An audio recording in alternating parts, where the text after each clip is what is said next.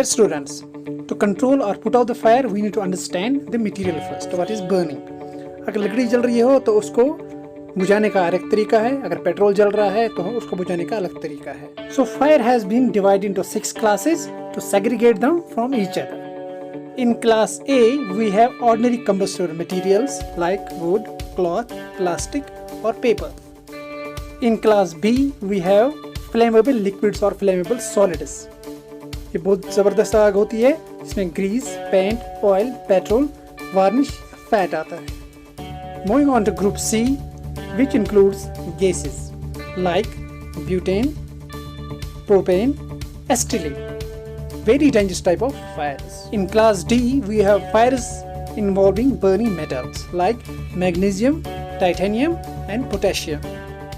In class E, we have fires involving electric hazards that take place a lot in our homes. And in class F, we have fires involving flammable liquids such as deep fat fires. Class D fires should only be tackled by qualified personnel who had training of controlling such fires.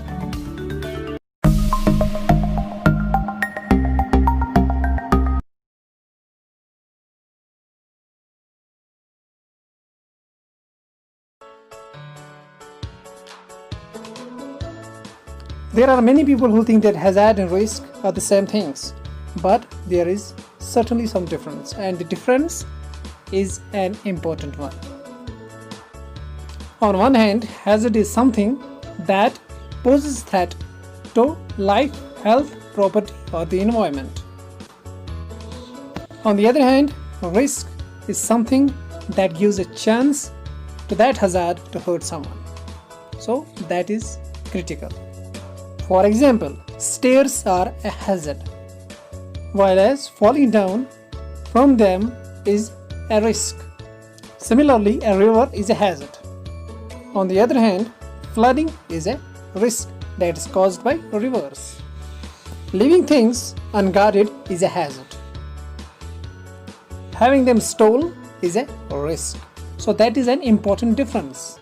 So dear students, hazards and risks don't just apply or affect people only, they affect property, they affect your businesses, and they affect you.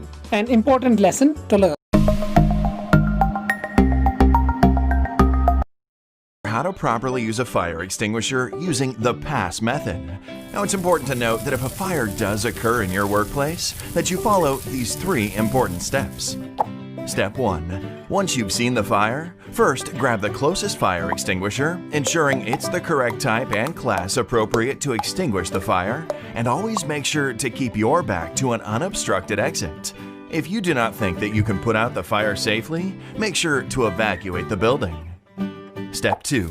Once you have your fire extinguisher, stand 6 to 8 feet away from the fire. Step 3. Follow the PASS 4-step procedure. First is P for pull. Pulling the pin unlocks the operating lever and allows you to discharge the extinguisher. Next is A for aim.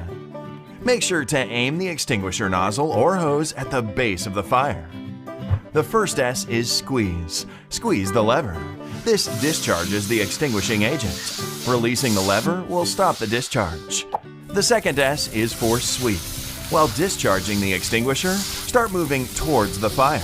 Keep the extinguisher aimed at the base of the fire and sweep back and forth until the flames appear to be out. Once the fire has been extinguished, make sure to watch the fire area. If the fire reignites, repeat the process. Always remember that smoke generated from the fire can be harmful and even fatal. Never attempt to extinguish a fire unless it is safe to do so.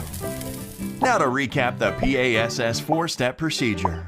P is for pull the pin. A is for aim the nozzle. The first S is for squeeze the lever. And the second S is for sweep.